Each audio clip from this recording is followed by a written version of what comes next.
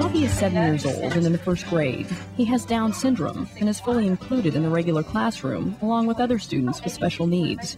He's thriving in this environment, as his first grade teacher describes. Both of my special needs children are reading. Okay, they're reading, they're writing, they're participating in every activity that we do.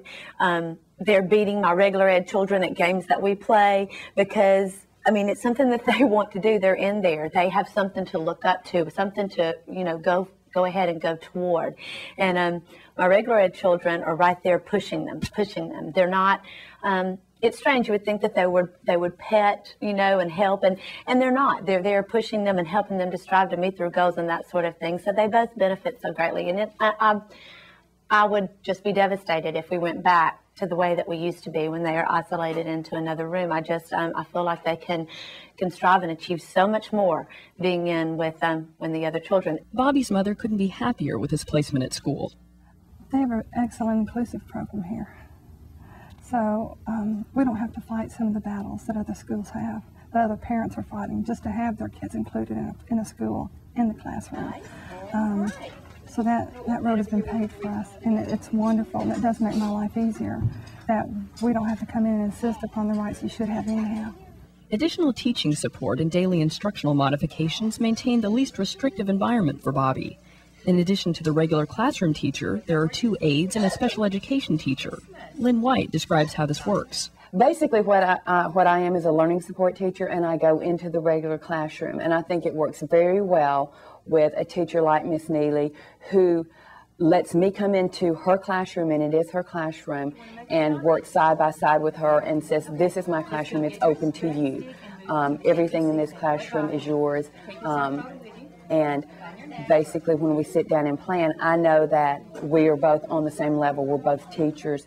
One of the big issues with inclusion sometimes, as the students with disabilities might be seen, although they're in the regular classroom, they're separated or they're separate. And they don't even have to be separate by sitting at a desk away from the kids. A lot of times a regular classroom teacher might say, well, these are my kids and those are your kids. And I think one of the most important things that the regular ed teacher and the special ed teacher have to do is see all the kids in the classroom as both their kids. White and Neely plan together. This assures Bobby's instruction is geared toward the goals in his individualized education plan. This IEP is a blueprint for special education. It works from a child's strengths towards annual measurable goals. How do they keep track of modifications needed so Bobby can follow the regular classroom curriculum? I have a modification sheet for each child with special needs, and like I said before, we go through the activities, and we have the IEP goals of each child there with us, or by this time of year we know what the IEP goals are.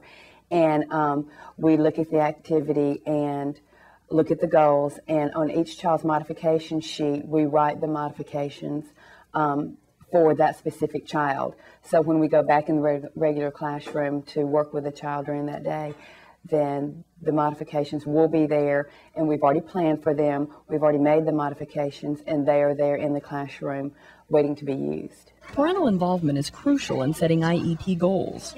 Bobby's parents take full advantage of this opportunity to participate in their son's education. We have worked very closely with the school system in establishing his IEP goals and in working as a team to do that, because we know our children better than anybody. And I think teachers need to listen to the parents. At the same time, I know there are things my child does in a classroom that he may not do at home. So that's why it's got to be a team. And although I think from an education standpoint, the teachers can, they know how to set those goals out for each year. They know what that curriculum is. But I think if the parents are given that information before the IEPs and can look through it and work with their children, then they know too that, I know this is maybe where you want my child to be, but I think he can get here. I think you should challenge him even more. And I think parents are more apt to say that. I want him here. I want to see you push a little bit and let's see where you can go. And so that's why I think it's very important for the parents to be involved and to be educated when it comes to, and I don't mean a 4-year degree, I just mean understanding for that next year what your child is going to be expected to do, and then let's see how we're going to pace out his year and what goals he needs to achieve.